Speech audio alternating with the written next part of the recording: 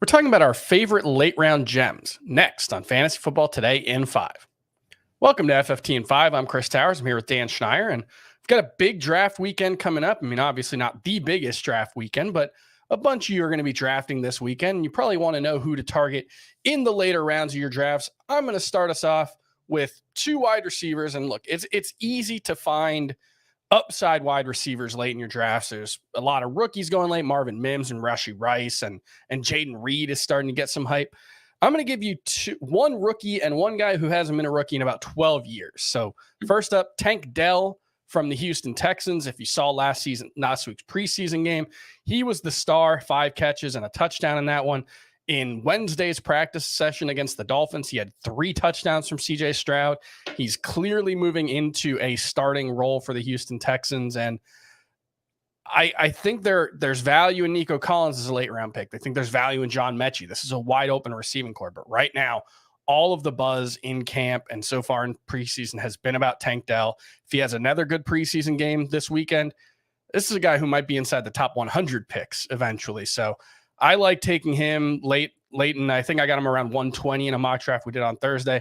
And another guy who I didn't get in our mock draft, but I wanted to, I'm starting to talk myself into a dead cat bounce season for Adam Thielen, who I do think is probably mostly washed up, but it sounds like he's going to start in 2 wide receiver sets for the Panthers. But one thing that I thought was interesting in the first preseason game was when Bryce Young was out there and they had 3 wide receivers on the field, Adam Thielen was playing out of the slot. I think that could create some easy, high volume targets for Adam Thielen in an offense that's going to need to create those because offensive line looks like an issue. They're going to want to protect Bryce Young, get the ball out. I could see Adam Thielen being a useful starting low-end PPR option who you can get for basically free in most drafts right now. It's not the most exciting pick, but hey, you pair him with a Tank Dell, and you got a little upside there too. Dan, why don't you tell me some late round gems you like?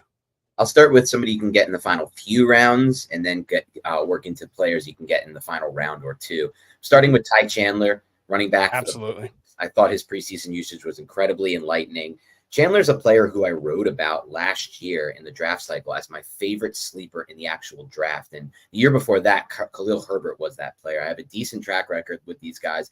His tape was phenomenal at Tennessee. He was an older prospect, so he fell in the draft. I like him a lot. He could catch passes, he could run between the tackles, and he has explosion to his game.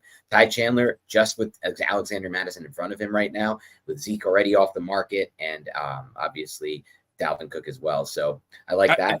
That's the one thing that I'm going to watch this week is if Ty Chandler can have another good performance, that probably just takes the Vikings out of adding a veteran running back. And if that's what he does, then I really like him as a late round pick for sure. Yep. Getting into some later round guys, Alec Pierce for Indianapolis. Sure. Something I keep seeing when I'm watching highlights or just tracking training camp is Anthony Richardson seems to be targeting Pierce a lot more than Michael Pittman, especially vertically down the field. I don't know if that's actually going to carry over into the regular season, but it's something to keep an eye on. Alec Pierce was another interesting prospect from the last draft class, really good size, speed profile.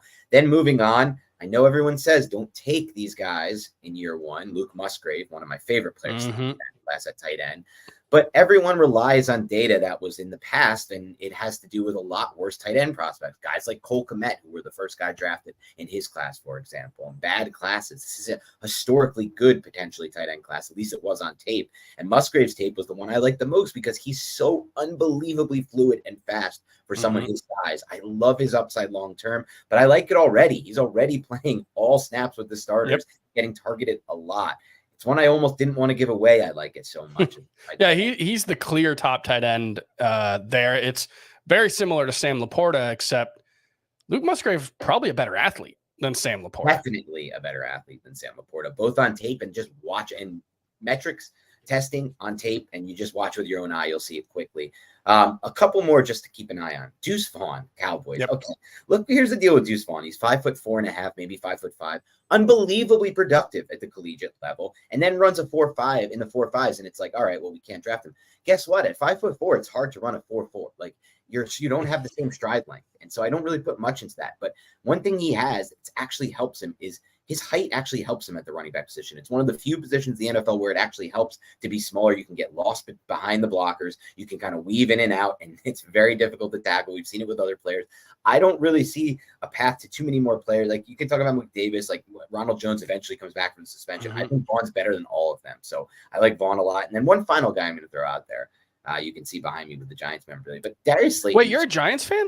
Yeah, but look, Chris, Darius Slayton goes undrafted despite the fact that he's the clear first receiving option, the best rapport by far with the quarterback of anyone on the roster. Would have had a 1,000-yard season if the Giants didn't inexplicably like bench him for the first few games of the season last year. And he goes for free. It just doesn't make sense to me personally. I think he's an easy guy to click at the end of my drafts. All right, and I'll throw out one more running back before we go. Kendra Miller, he suffered a knee injury in the preseason week 1. Sounds like that's not going to be an issue, but it might be one of those cases where he starts to slip in drafts.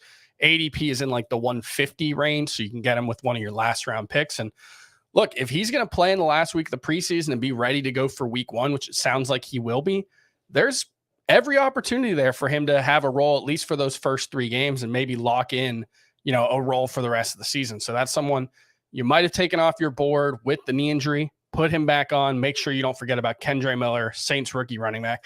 And that's going to do it for FFT and 5. We'll be back next week to recap all of week 2's preseason action you need to know. We'll see you then.